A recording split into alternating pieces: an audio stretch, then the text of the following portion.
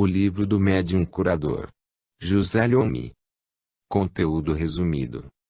Entre outros aspectos, retrata esta obra o trabalho fecundo do médium curador, como instrumento do além e artífice da bondade, procurando servir sem medo e sem censura a cura do espírito e do corpo. Explica ainda as causas das provações, como preparar a água magnetizada, ações à distância, o papel do médium curador e inúmeros outros assuntos de real interesse para todos aqueles que têm o dom divino de curar. Esta pequena obra é feita de pequenas pincelas dos grandes magnetizadores do passado e tendo como uma linha orientadora o trabalho do codificador da doutrina espírita Allan Kardec. Prefácio da edição francesa. A conquista da saúde não basta. É o progresso da pessoa humana em que se trata de obter, porque a qualidade da vida é mais importante do que a própria vida. Doutora Alexis Carrel. Esta obra é um guia destinado às pessoas de coração. Tais palavras, que o leitor notará nas primeiras linhas de sua introdução, indicam que o pensamento que inspirou o autor, meu prezado amigo José Lhomme, quando ele compôs o presente trabalho, é ao mesmo tempo tão simplesmente escrito e tão rico em ensinamentos, em conselhos preciosos, oriundos, uns e outros, de uma longa e conscienciosa experiência.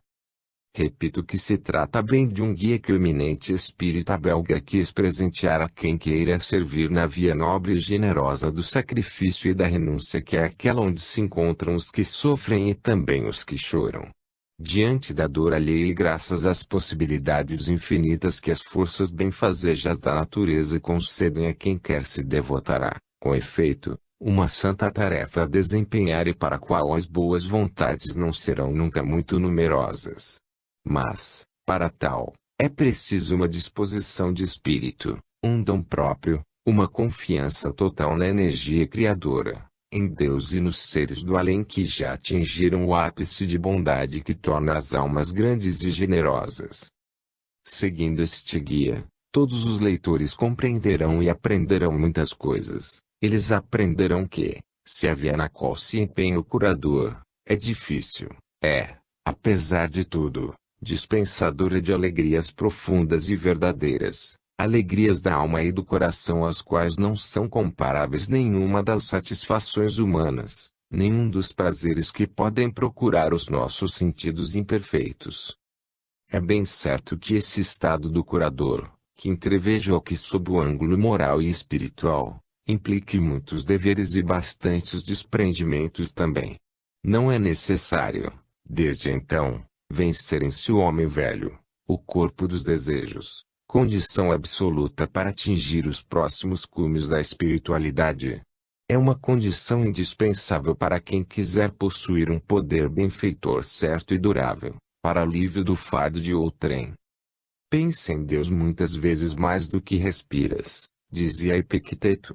Por aí o célebre filósofo estoico mostrava aos seus discípulos a estrada real que leva ao conhecimento, a escalada do divino pela prece, porque todo pensamento de compaixão, todo pensamento de bondade, todo anelo do ser para Deus, para o incriado, é uma prece. E a prece é essencial à ação duradoura, só ela determina a descida de forças puras em benefício da desgraça e do sofrimento humanos. E verificou-se que entre os curadores místicos, dignos deste qualificativo pela sua retidão e dignidade de vida, a força espiritual que eles recebem do alto e espalham ao redor de si, aumentada pela prece, é de ciência superior e difere totalmente, em natureza e qualidade, do fluido magnético humano.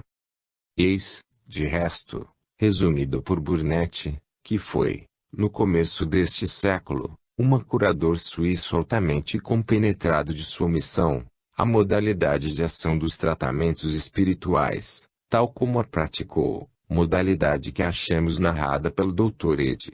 Bertoletti, laureado da Universidade de Lausanne, em sua obra capital, Uma Curadora Mística Moderna, Eugênie Elisa F. Jolivet, na pág. 37.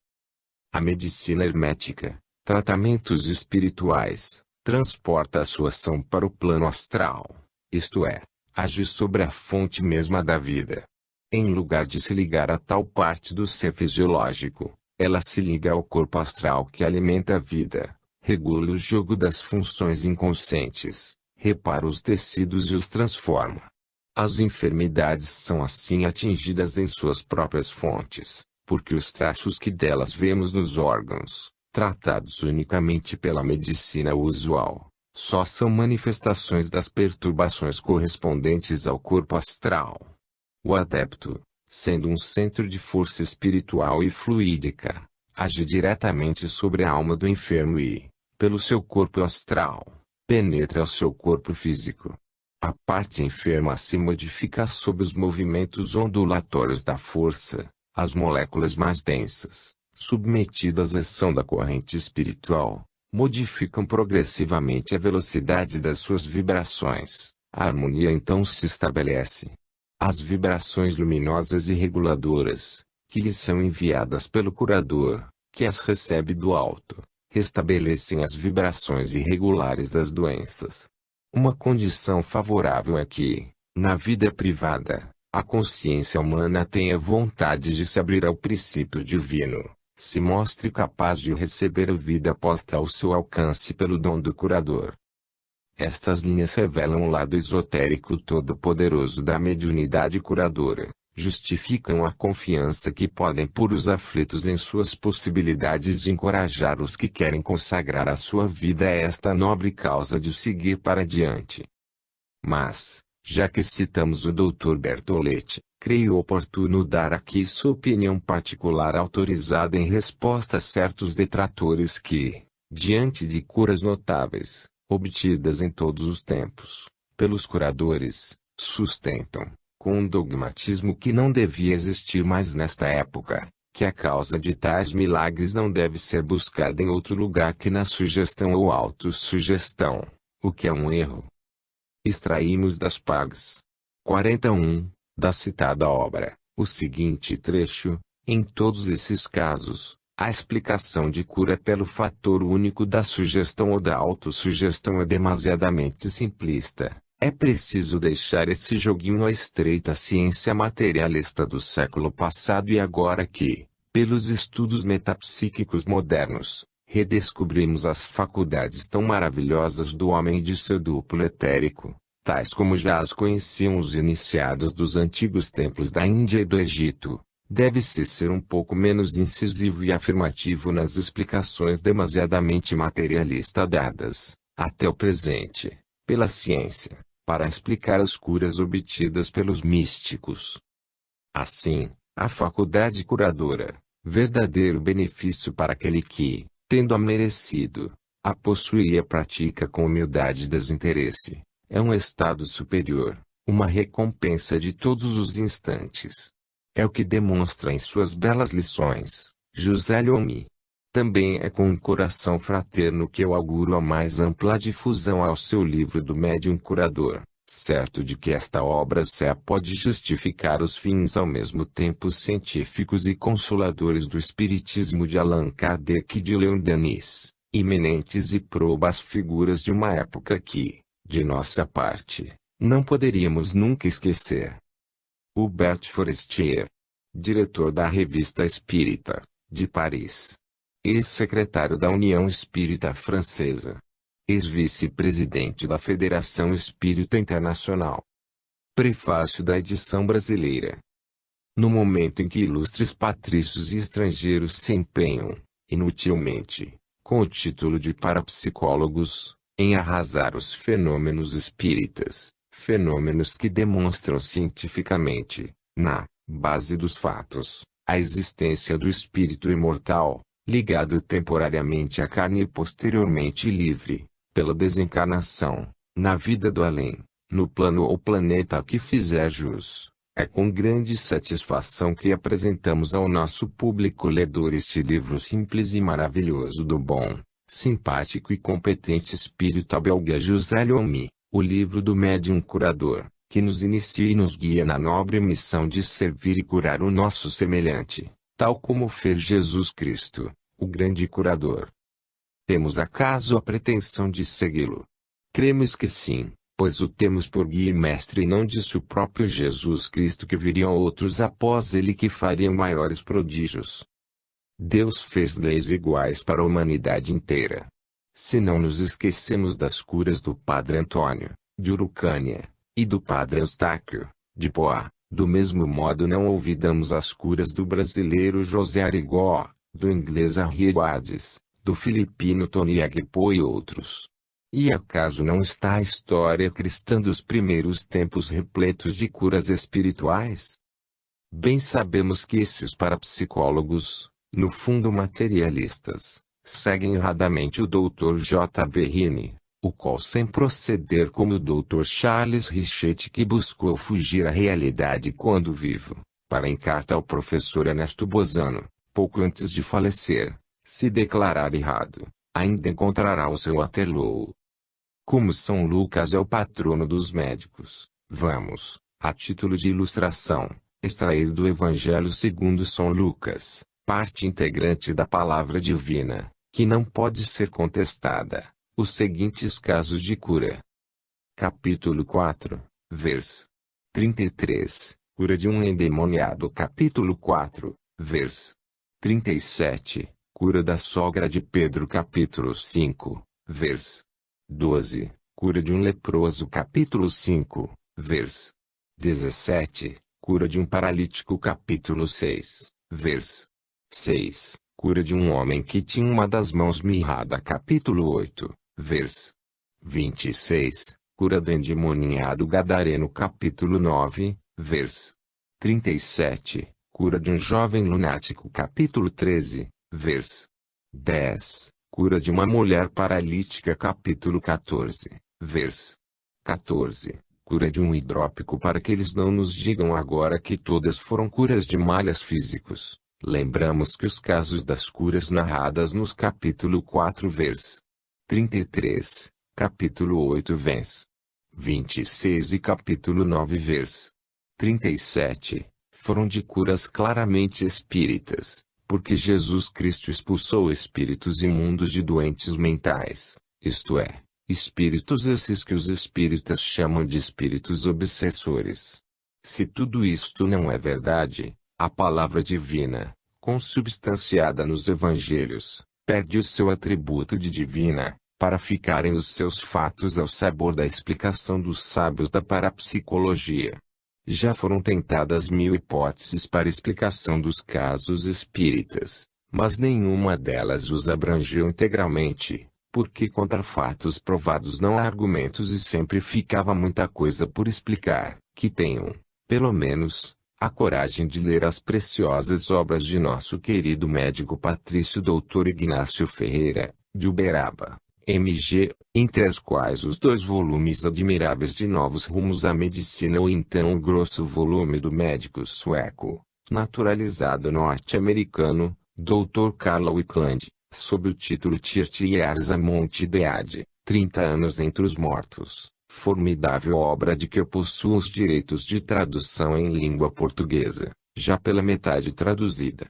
A ânsia de arrasar os fenômenos espíritas é mesmo tão grande que se chegou a exumar e mudar o nome da obra de René Sudre, pulverizada em 1926, notice bem o ano, pelo professor Ernesto Bozano, em sucessivos artigos em La Revue Spirit, de Paris, sob o título de A Propósito da Introdução à Metapsíquica Humana, que reduzidos a volume, já teve 2 ou 3 edições em nossa língua. E, como se não bastasse, trouxe-se a reboque, editada em 1954, a Parapsicologia de Robert Amadou que, com o seu negativismo e anti-espiritismo, liquidou com o órgão do Instituto Metapsíquico Internacional, com sede em Paris, que teve como seu primeiro presidente, no período de 1919 e 1924, o saudoso médico espírita francês Dr. Gustave Gelée, autor de obras notáveis. O espiritismo na França, depois do muito que fez o Sr. Pierre Gaëtan Leymare, após o passamento de Kardec, teve o seu mecenas no Sr. Jean Mayer, que, em 1923, comprou imóvel situado à Rua Copernicani. Indicador ordinal masculino. 8. Indicador ordinal masculino, que serviu de sede para a Federação Espírita Internacional, a União Espírita Francesa e os serviços de La Revue Spirit et les Éditions Jean Mayer, dedicadas exclusivamente à publicação de obras espíritas, e, anos antes, o da Avenida Daniel N. Indicador ordinal masculino. 89. Vindicador ordinal masculino, também em Paris, o qual serviu para o Instituto Metapsíquico Internacional e o seu órgão La Revue Metapsychique. La Revue Spirit, fundada em 1858, por Allan Kardec e por ele dirigida até 1869, ano da sua desencarnação, sempre teve verdadeiros espíritas em sua direção, aguentou todas as vicissitudes das duas grandes guerras, e continua, como até hoje, brilhante e serena, sob a competente direção do Sr. Hubert Forestier, agora Cavaleiro da Legião de Honra. Já o Instituto e seu órgão La Revue Metapsychique não tiveram a mesma sorte. Com o falecimento de seu primeiro presidente, o Dr. Gustavo Gelei, 1919-24, que pereceu num desastre de avião de Varsóvia para Paris, caíram nas mãos do Dr. Eugênio Osti, que os dirigiu à moda do Dr. Richet, isto é, sem querer enfrentar a realidade dos fatos, no período de 1925-38, para finalmente cair nas mãos do Dr. René Arcollier, engenheiro químico, que talvez pela maneira por que conduziu o Instituto, tendo o Sr. Robert Amadou como redator-chefe de La Revue Metapsychique, ocasionou uma derrocada completa, a ponto de ter o Instituto que vender a sua antiga sede social para adquirir outra, modesta, na Praça Agrani. Indicador ordinal masculino.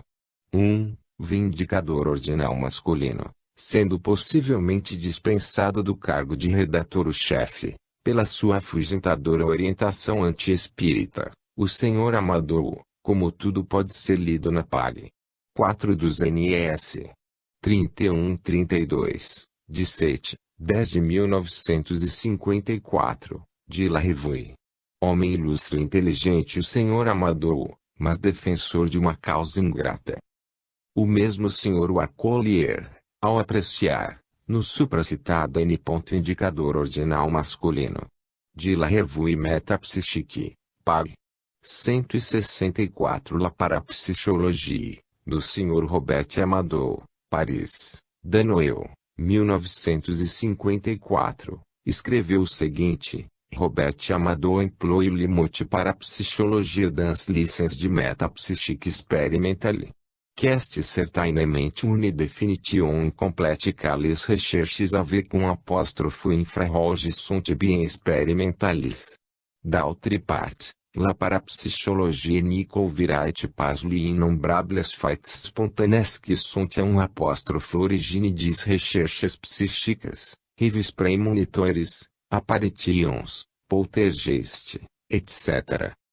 Isto, em português bem simples, quer dizer o seguinte: Robert Amadou emprega a palavra parapsicologia no sentido de metapsíquica experimentar. É certamente uma definição incompleta, porque as pesquisas com infravermelho são bem experimentais. De outra parte, a parapsicologia não cobriria os inúmeros fatos espontâneos que estão na origem das pesquisas psíquicas, sonhos premonitórios, aparições, poltergeist, etc. Quem não sabe que há sonhos premonitórios tidos com semanas e até meses de antecedência? Quem não sabe, como diz a palavra divina, que o espírito sopra onde e quando quer? E poltergeist, que designa, em alemão, o espírito turbulento ou brincalhão, que se manifesta tanto à noite como de dia claro, virando uma casa quase de perna para o ar.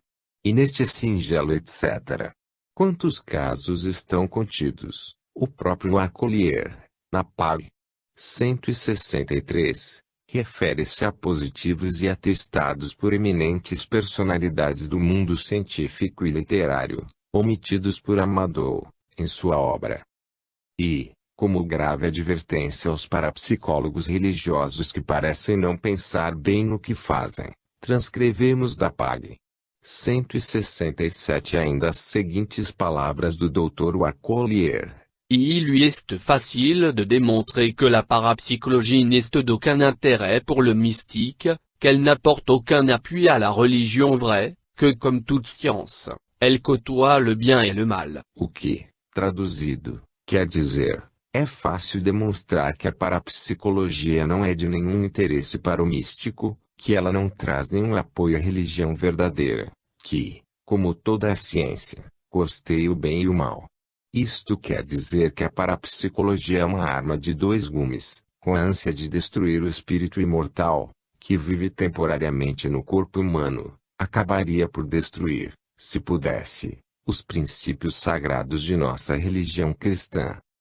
Queremos ver um só rebanho com um só pastor, mas com a verdade, e lembramos, de passagem, que o túmulo, no cemitério do Père Lachaise, em Paris, de Allan Kardec, o codificador do Espiritismo, que se chamou realmente Hippolyte Léon Denisard Rivail, é o mais florido e o mais visitado de todos, o que é bem significativo. Francisco Clorso Werneck. Introdução. Esta obra é um guia destinado às pessoas de coração que desejam ardentemente colocar-se a serviço da humanidade para o que há de mais nobre, de mais elevado e de mais belo, o alívio dos sofredores e a cura das enfermidades. Elas, na maior parte, já estão convencidas, por sua experiência, em matéria psíquico-espírita, da realidade de um fluido que age sobre os sensitivos. Muitas vezes assistiram à incorporação mediúnica no curso da qual uma entidade fazia o médium experimentar as dores suportadas por ela nos últimos momentos de sua existência, dores que desapareciam com a descarga elétrica projetada pelo experimentador sobre o médium, às vezes sem ele o saber.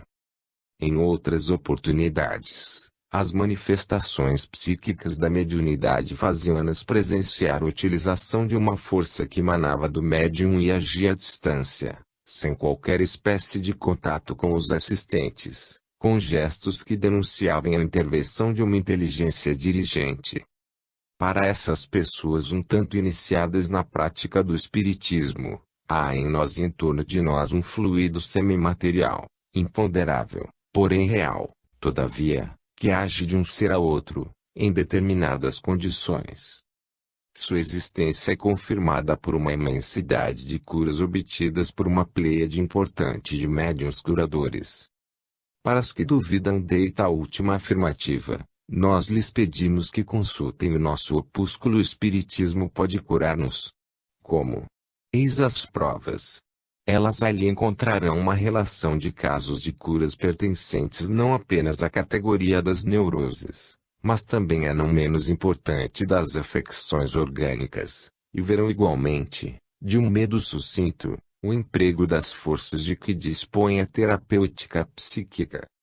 Certas da realidade de exteriorização psíquica, as pessoas que aspiram a ser úteis ao próximo, dando-lhes um pouco de sua vitalidade e de seu devotamento, buscam as luzes dos mais velhos que, na maior parte do tempo, lhes expõem no seu sistema pessoal, repelindo, de boa fé, as sugestões ou declarações de seus colegas.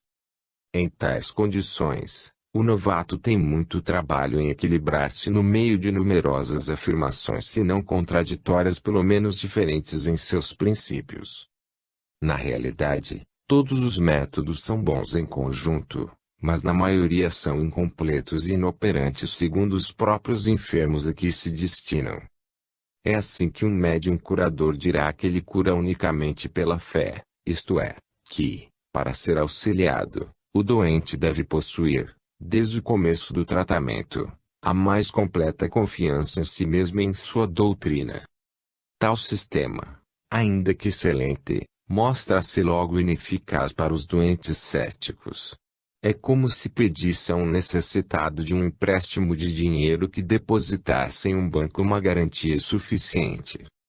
Responder-se-á que Jesus só curava pela fé, mas se esquece de dizer que o ascendente moral de Jesus sobre o povo era considerável, que a fé citada nos evangelhos era provocada ou exaltada por fenômenos físicos e intelectuais prodigiosos, a pesca milagrosa, o andar sobre a água, a ressurreição de Lázaro, etc.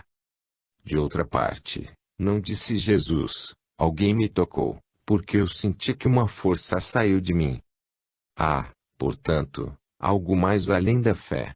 Com efeito, se consultais um curador de uma tendência diferente, ouvi-lo-eis dizer que ele não recorre senão à prece e à imposição da mão sobre a fronte do paciente, forma de magnetismo reduzido à sua mais simples expressão. Um terceiro, ao contrário, não fará nenhum toque e operará à distância pelo pensamento. Um outro já agirá por meio de passes magnéticos e água magnetizada. Enfim, os adeptos da ciência cristã só recorrerão ao pensamento coletivo, formando um bloco fluídico importante dirigido sobre o enfermo pelo presidente da reunião. Como se vê, será bem difícil para um principiante, levando-se em conta a sua incompetência, fazer uma escolha do melhor método. Durante todo o tempo ele se fiará em uma vaga intuição e trabalhará provavelmente assim a vida inteira com a ideia arraigada de que não se pode fazer melhor. Na realidade, entretanto, os diferentes métodos, que aqui esboçamos, fazem parte de um método geral que os engloba a todos e ao qual o futuro curador poderá recorrer conforme o seu temperamento físico e as suas aspirações. Resumindo a questão, a presente obra dispensará ao médium curador de fazer a sua documentação, recorrendo ao estudo de numerosos volumes, pois as noções, que aqui se acham reunidas, são suficientes, cremos nós, para fazer-se um bom trabalho. Possam os nossos leitores utilizar-se bem delas, para maior proveito da humanidade. 1.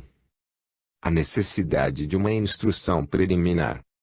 Para vencer na vida, não basta apenas ter a vontade de consegui-lo e sim é preciso fornecer a essa vontade os elementos indispensáveis ao bom êxito, isto é, boa saúde e conhecimentos úteis, em vista de obter uma visão bem clara do fim a que se propõe atingir.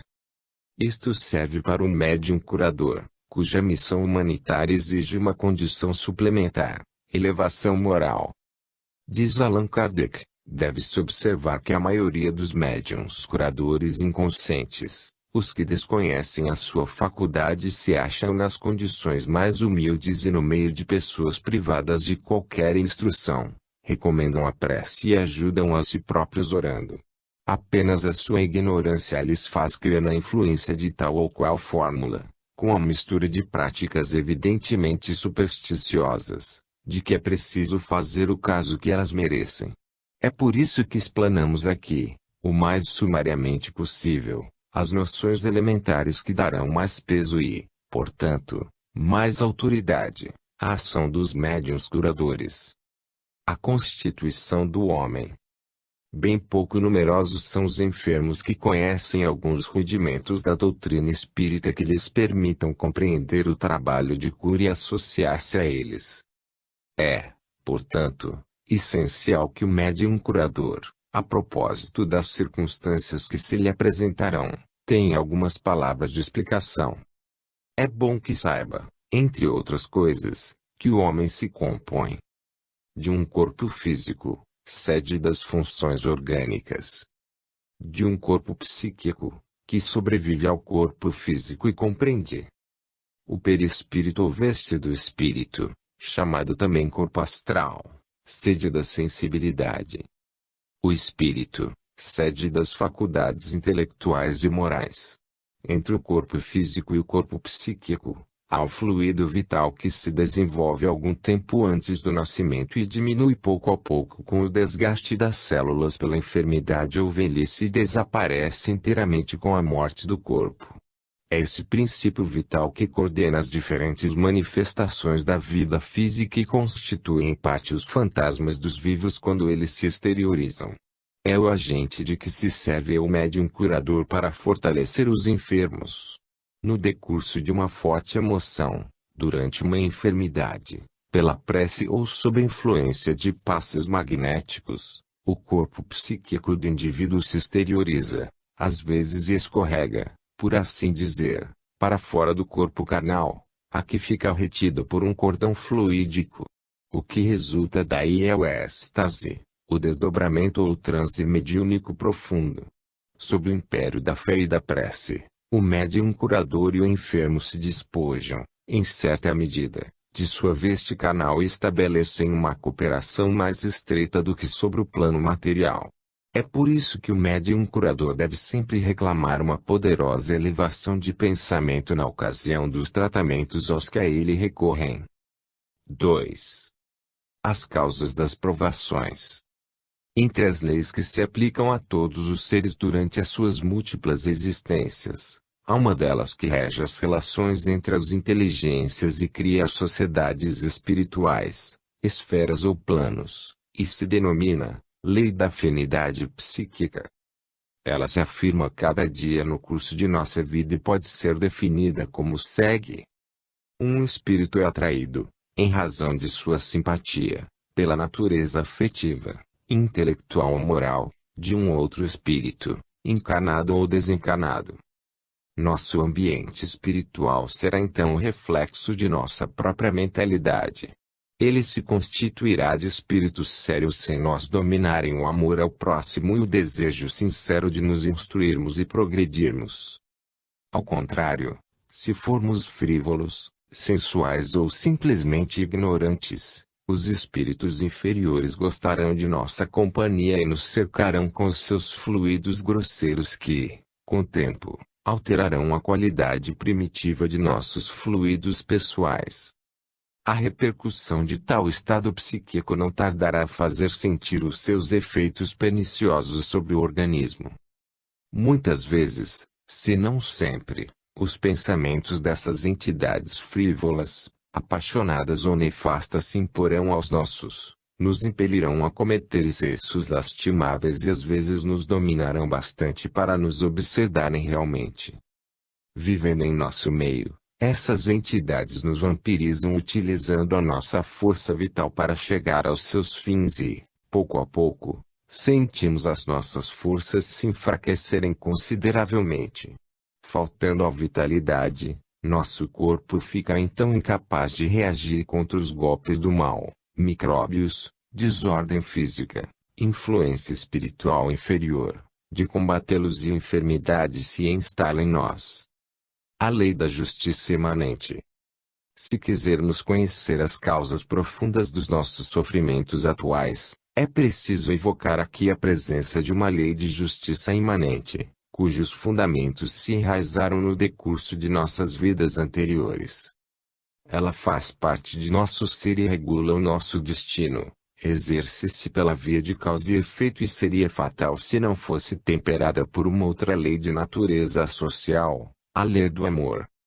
Para compreender isto, é necessário admitir que as imagens de todos os nossos pensamentos, boas e más, ficam gravadas e fotografadas em nosso subconsciente e dão ao perispírito uma aparência que se modifica sempre no decurso de nossa evolução. Essas imagens pensamentos são vibrações. Não são nunca idênticas, porque há sempre móveis e circunstâncias que as diferenciam. Resulta de tal fato que não se podem misturar, nem se destruir.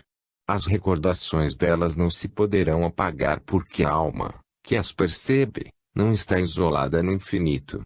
Fagulha da grande alma universal, a sua memória tem prolongamento na memória cósmica ou divina, que é um atributo da vida. Quanto mais se esforça a alma por praticar atos bons, estar de acordo com o amor universal, tanto mais as suas vibrações se tornam sutis e mais o seu meio ambiente se purifica e lucifica. É então, de nosso interesse, descartar-nos de nosso pesado egoísmo, dando sempre mais importância aos nossos pensamentos elevados, que aliviarão a nossa alma e lhe permitirão libertar-se da reencarnação em mundos inferiores e subtrair-se aos sofrimentos que ela comporta. Insensíveis aos apelos do invisível que os aconselha a voltar os seus olhos para o alto e a escutar a voz que lhes diz: amai-vos uns aos outros, os refratários continuarão incansavelmente a sua ronda infernal. Perseguidos pela aplicação inexorável da justiça divina, eles errarão, como feras encurraladas, em busca de uma felicidade inacessível até que, esgotados, martirizados, tombam no caminho pedregoso da vida material para se acharem, enfim, em um outro mundo e ouvirem dizer: fechastes os olhos à luz e os ouvidos à minha voz. Lá ainda terão que suportar as consequências das suas faltas e essa queda seria eterna se, sustentados pelos pensamentos confortadores das almas evoluídas, não voltassem atrás e penetrassem valentemente no caminho do arrependimento e da reparação. Podemos dizer, em suma, que a lei das afinidades nos liga aos nossos semelhantes. A lei da justiça divina nos reforma. A lei do amor nos sustenta. A linha de conduta espírita. 1. Ser calmo e ponderado. 2. Ajudar o próximo com todas as forças. 3. Usar, mas não abusar, dos bens materiais. 4. Não julgar o semelhante, pois só Deus conhece os móveis secretos que o faz assim agir. V. Não impor a ninguém o seu modo de compreender a vida e respeitar o de outrem. Ele faz sua própria experiência. 6. Esclarecer o próximo e ser indulgente. 7. Lembrar-se de que a vida de um homem não lhe pertence. Ser discreto. 8. Recordar-se de que o seu pensamento é uma força que fere ou cura. 9. Não se esquecer de que um mau pensamento finalmente se vira contra quem o projeta. X. Não pensar no mal, porque quem é realmente bom não deve temer e, se não o for, procurar melhorar. Confiar, durante a desgraça, na providência divina, que quer o seu adiantamento espiritual. 12. Repousar tranquilo quando o seu trabalho for meritório. 13. Lembrar-se de que o sofrimento é para fazê-lo compreender melhor a infelicidade dos outros. 14. Não rejeitar a provação, dizendo: meu Deus, dai-me força para suportá-la, pois, com a sinceridade, ela não prevalecerá. 15. Ser humilde e compassivo. 16. Orar. 17. Ajudar-se, porque o alto ajudará. Os escolhos do principiante. Emotividade exagerada. Os temperamentos ultrassensíveis se emocionam profundamente quando se acham em face de pessoas feridas por provações cruéis. Seu sistema nervoso vibra exageradamente sob o choque de uma emoção e não permite uma exteriorização normal do fluido vital. Tal nervosismo provém muitas vezes de um sentimento íntimo de fraqueza e de uma falta de confiança na sabedoria divina.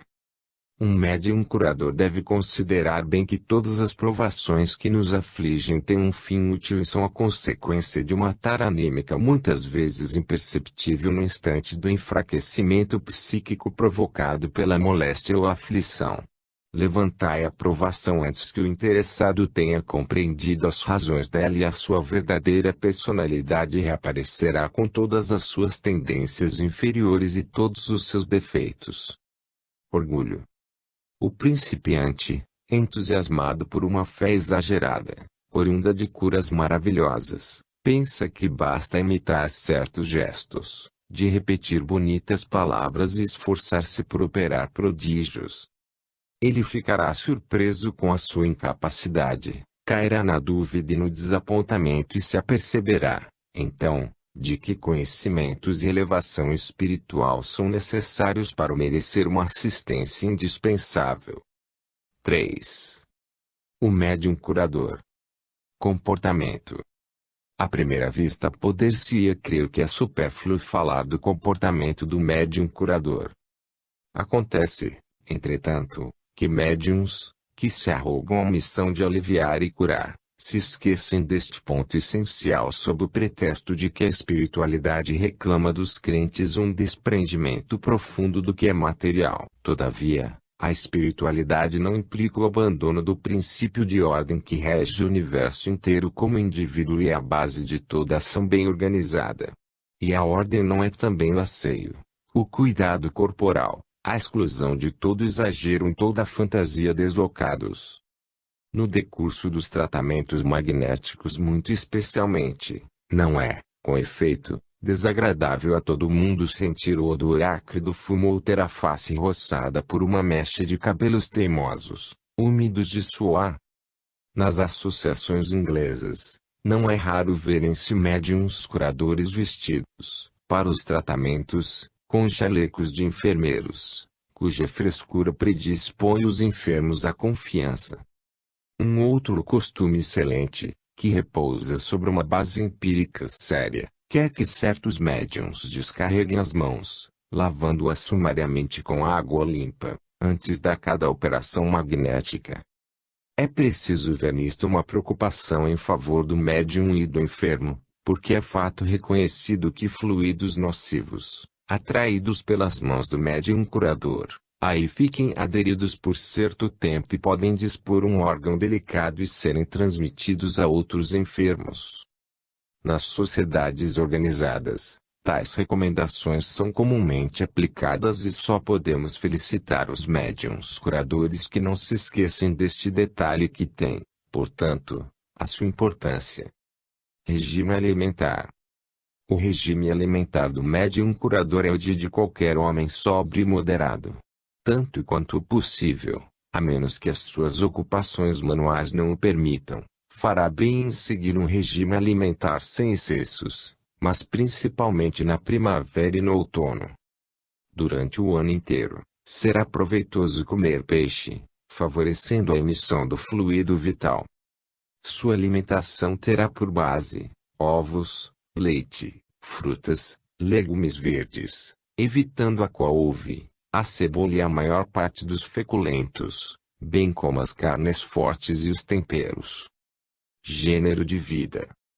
As fadigas excessivas e prolongadas, assim como os amores sexuais, deixam o médium sem forças. Tanto quanto possível, o trabalho intelectual deverá alternar-se com o trabalho corporal. Enfim, o médium curador deverá manter-se com uma disposição de espírito calma e benévola. Um homem colérico ou ardoroso jamais será um bom curador. Abster-se-á igualmente de todo excitante, como o álcool, o fumo ou os estupefacientes, ópio, morfina e cloral. Em caso de fadiga psíquica, o médium curador recorrerá a uma caminhada a grandes passos, com o peito distendido, ao ar livre, de preferência em um local repousante e arborizado, porque é preciso não se esquecer de que o ar puro fornece o oxigênio, que é a fonte da vida e regenera as células do organismo vivo. É o elemento de combustão que procura o calor necessário ao bom funcionamento dos órgãos. A respiração desempenha, portanto, um papel importante na recuperação das forças. É, por consequência, muito vantajoso aprender a respirar, isto é, a encher o peito, fazendo manobrar todos os músculos dele e do abdômen e depois expulsar completamente o ar viciado existente nos pulmões. A aspiração e a expiração se fazem em um ritmo lento de modo a deixar ao oxigênio o tempo necessário para penetrar em todas as cavidades da massa pulmonar e de aí cumprir a sua função. Além disto, o movimento de vai-e-vem dos músculos do tórax e do abdômen comprime e libera sucessivamente as vísceras, ativa a circulação e permite uma evacuação normal dos resíduos da digestão. A respiração profunda divide-se em 3 tempos: aspiração, paralisação, expiração. O segundo tempo, paralisação, deverá progressivamente aumentar em duração, mantendo-se a boca fechada. As narinas se dilatam, depois se contraem. Durante cada sessão de ginástica respiratória, o número de movimentos respiratórios irá de 10 a 25, sem repouso. Os primeiros ensaios serão no começo fatigantes, mas logo dificuldades desaparecerão pouco a pouco e não se tarda a experimentar um sentimento de calma que é acompanhado de uma soma importante de força física e moral. Segundo H. Durville, o magnetismo pessoal ou psíquico, desde os primeiros exercícios, o olhar ganha firmeza, o coração enche-se de esperança, as forças aumentam, a energia cresce, a atividade redobra e as afecções do coração, dos pulmões, do estômago e dos intestinos melhoram. O mesmo dá-se com as perturbações nervosas e sanguíneas. As ideias fixas e obsedastes desaparecem. O enfermo. Quando um enfermo procura um médium curador é porque muitas vezes já foi abandonado pela ciência. É um indivíduo no fim de suas forças e esforços, porque ele recorreu, sem resultado, a numerosos médicos, depois de ter experimentado todos os remédios que lhe aconselharam os seus amigos. Ele tem o corpo alquebrado e os órgãos intoxicados. Indo de mal a pior, perde a coragem e finalmente sai em busca de um médium curador. Trata-se, então, de lhe dar esperança, de despertar nele a fé em um poder soberano, dispensador e ordenador da vida. Deus. Atinge-se o fundo de sua consciência e é por lá que é preciso começar. Convém então fazê-lo compreender que o seu gênero de vida e o seu caráter influem consideravelmente sobre o seu estado. Deve-se-lhe expor uma doutrina simples, facilmente acessível, que lhe abrande os sentidos, acalme as apreensões e os escrúpulos, dando-lhe uma convicção íntima de que há acima de nós forças transcendentais e inteligências das quais se pode esperar uma assistência eficaz. Ao mesmo tempo, o médium curador deve merecer a confiança do enfermo, manifestando uma boa vontade inabalável e devotada, que não reclame nenhum agradecimento, nenhum reconhecimento, nenhuma contribuição interessada. O segurança no seu trabalho se imporá ao paciente, que reconhecerá nele certa experiência calcada sobre conhecimentos práticos e teóricos indispensáveis. Os remédios. Durante o tratamento, parece que o emprego de remédios é contrário ao desenvolvimento normal da cura. Segundo Emeda Crespi em magnetismo, hipnotismo, sonambulismo. Eles modificam a composição do corpo sobre o qual o magnetizador quer agir pela emissão da corrente de força nervosa que projeta. Se, em um banho galvânico para adoração, por exemplo, derramasse mercúrio, tem que se projetar a corrente elétrica porque sem ela um depósito de ouro não se formará. Se, em um organismo enfermo, faz-se entrar morfina, por exemplo, as correntes do magnetizador não poderão vencer a inércia acumulada nas moléculas enfermas pela introdução do estupefaciente.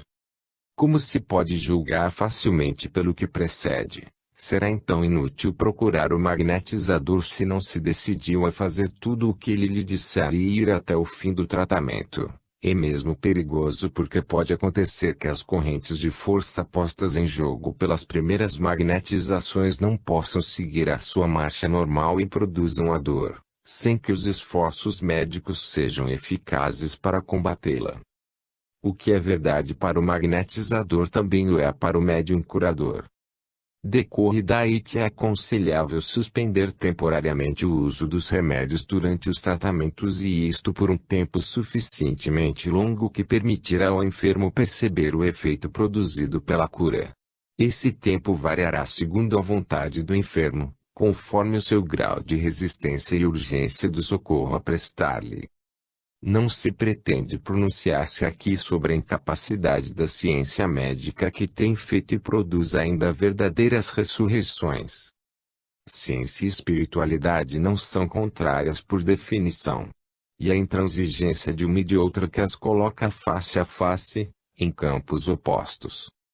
No campo científico, notadamente entre os médicos, há muitas inteligências, bem conscientes, que fazem de sua profissão, particularmente ingrata, uma ideia altamente humanitária e comovedora. No caso que nos ocupa, serão as próprias circunstâncias que ditarão uma linha de conduta ao enfermo, que o médium curador fará bem em respeitar escrupulosamente. Depois de haver esclarecido o paciente sobre o que se espera dele, o médium curador não pode impor-se mais. É prudente aguardar a sua boa vontade. Pois se é verdade que todos os doentes desejam sarar, bem poucos querem sarar. É preciso tratá-los, mesmo contra a sua vontade. Nenhum milagre poderá esperar-se desses doentes teimosos e o mais prudente, no seu interesse, é deixá-los com os seus sofrimentos desejados até que fiquem cansados deles e resolvam fazer o que é preciso. Continuando a tratá-los, arrisca-se o curador aos mais desagradáveis insucessos e, o que é pior ainda, a mantê-los em um estado de indecisão mais perigoso para eles do que a doença propriamente dita de Crespi, ob. Cite. Seria bom, desde então, morigerar o enfermo. Praticai a seu respeito a política liberal de porta aberta, mas, por favor, não o forceis a entrar nela. Cedo ou tarde ele emendar-se-á de seus erros. 4. A gradação das faculdades curadoras. 1. Magnetizador, vitalizador ou mumificador. 2. Magnetizador automata. 3. Magnetizador sensitivo. 4. Magnetizador psicometra. 5. Magnetizador dotado de clarividência áurica, visão da aura do enfermo e diagnóstico. 6. Clarividência espírita, empregada particularmente nos casos de obsessão. 7. Clarividência médica, visão dos órgãos enfermos. Um mesmo médium curador pode possuir diversas faculdades psíquicas. Na medida de seu adiantamento, ele abandonará cada vez mais o magnetismo animal, submetido à sua vontade, para entregar-se ao de seu guia espiritual, que lhe dirigirá as mãos e o inspirará. Como sempre, as declarações do enfermo deverão, a todo momento, confirmar as suas indicações tanto do ponto de vista dos sofrimentos suportados pelo doente quanto as da clarividência psíquico-espírita. Tal maneira de operar servirá, de qualquer forma, de bússola e o impedirá de cair em erro. A aura humana. De acordo com os clarividentes, o ser psíquico não está inteiramente contido no organismo humano. Ele ultrapassa em alguns centímetros e às vezes mais. A parte que se estende além do corpo físico chama-se aura, que é mais importante entre os ascetas e os contemplativos do que entre as pessoas de tendências materiais pronunciadas, em razão da reserva de energia que os primeiros detêm por causa da concentração e elevação de seus pensamentos, da economia vital produzida pelo seu gênero de vida e muito provavelmente ainda pela sua alimentação vegetariana ou de pouca quantidade de carne. A aura. A atividade orgânica dos glutões e gozadores reclama a quase totalidade das forças psíquicas disponíveis, de onde se origina a sua fraca influência magnética. A aura percebida pelos sensitivos dedicados a este gênero de observações, aproveitável a mais de um título. Ela desaparece com uma espuma leitosa que é colorida segundo a qualidade das aspirações do indivíduo. Para certos observadores, a aura só é visível quando a pessoa está colocada na mais completa obscuridade. Para os videntes, as significações das cores são as seguintes: branco, pureza; ouro, calma; verde, inteligência e saber; amarelo, poder cerebral; malva, benevolência; azul, busca da verdade; pardo, depressão mental; cinza, desespero; preto, animalidade. Os próprios pensamentos se traduzem por movimentos retilíneos ou turbilhonados, sendo estes últimos provocados por uma agitação mental própria da cólera e das paixões. Constituem centros de vitalidades excessivas e provocam desordens congestivas no organismo. Certa falta de brilho denota, de outra parte, uma falta de vida e é um indício de enfermidade, de degenerescência, como o câncer. Tais indicações são suficientes para orientar o médium curador clarividente sobre o significado do que ele poderá entrever no exercício de sua missão, e o completará talvez por observações pessoais. Todavia, antes de valer-se destas notas, deverá, conscienciosamente, pô-las à prova, aplicando-as a outros casos iguais. Em resumo, quando o corpo está de boa saúde, A aura se acha levemente azulada e estriada de raios retilíneos. Nas vizinhanças das partes enfermas, os raios se esfumam, turbilhonam, se entrecruzam ou se enfraquecem simplesmente como as pétalas de uma flor murcha. O magnetismo. Por que falamos em magnetismo? Por quê? Primeiramente porque nos dirigimos a principiantes e queremos permitir-lhes, na expectativa do desenvolvimento de suas mediunidades, a obtenção de excelentes resultados. Em segundo lugar, porque tudo é magnetismo na natureza, os astros obedecem às leis da gravitação universal, os seres e as coisas se atraem ou se repelem segundo a lei da afinidade. Há um magnetismo mineral, imã, um magnetismo vegetal, polarização das plantas, um magnetismo animal, comum a todos os seres vivos, um magnetismo humano superior aos outros magnetismos, porque é ativo e submisso à vontade do indivíduo, um magnetismo espiritual, enfim, completamente liberado da polaridade material e cujos efeitos são extremamente variados e poderosos. É pelo pensamento que o homem pode dar ao fluido vital qualidades boas ou más, segundo a natureza e o valor dos pensamentos que os provocam e dirigem, por sua ação desinteressada e moral. Ele se eleva pouco a pouco para o plano espiritual e obtém, mesmo a sua revelia, a assistência de uma entidade superior que adquiriu, pelo seu trabalho e a sua elevação, uma certa competência na matéria. O conhecimento do magnetismo humano é, pois, indispensável aos principiantes, porque ele os impedirá de cometer erros lastimáveis e de bater com os pés no chão. O indivíduo que não puder entregar-se, por motivos diversos, à prática da mediunidade de modo geral, poderá ajudar os seus familiares quando a saúde deles estiver abalada. Assim, o pai da família cuidará da mãe, na sua falta a mãe levará seus cuidados aos filhos e o mais capaz destes aliviará, por sua vez, seus irmãos, suas irmãs e seus amigos. Que é magnetismo? Magnetismo é ação recíproca que os corpos exercem ou podem exercer uns sobre os outros. H. D'Urville. Magnetizar é dirigir o fluido vital, por um esforço de vontade, sobre um objeto ou uma pessoa. Princípio de base. No começo de seu tratado experimental de magnetismo, o apóstolo do magnetismo H. D'Urville diz: no indivíduo são e bem equilibrado, pode-se admitir que a tensão magnética é normal. Em todos os casos, se essa tensão é aumentada, produz-se um aumento da atividade orgânica. Se, ao contrário, é diminuída, a atividade orgânica diminui e, em ambos os casos, o equilíbrio funcional se rompe.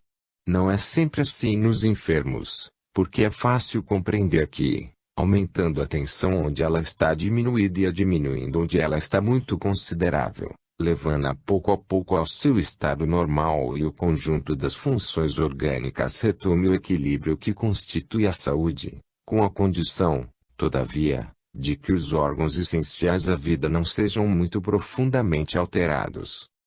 Tal princípio constitui a base de toda a terapêutica do magnetismo. Acrescentamos a isto que, se a quantidade e a qualidade dos fluidos fornecidos, e se o acordo psíquico feito entre o enfermo e o magnetizador podem desempenhar um papel determinante nas curas, compreender-se-á por qual razão um magnetizador obtém sucesso lá onde um outro fracassou. O fluido vital.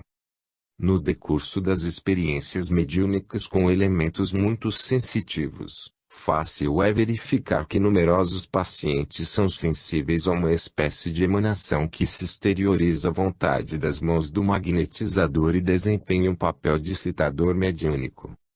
Passes com a mão direita sobre a cabeça e o braço direito estabelecem, de ordinário, uma corrente de forças acompanhada de reflexos no corpo do paciente, especialmente ao longo do trajeto seguido pela mão do experimentador. A colocação das pontas dos dedos da mão direita a 10 centímetros da nuca provoca muitas vezes um choque nervoso bastante violento no médium despreocupado e não prevenido. Essa reação inconsciente demonstra claramente a realidade de uma ação psíquica à distância. Pode-se variar as experiências que demonstram que um ser humano pode, a seu gosto, porém em dadas condições, dar livre curso a uma força invisível, um agente sutil. Mas o espírito científico ultrapositivo de nosso século não se contenta com simples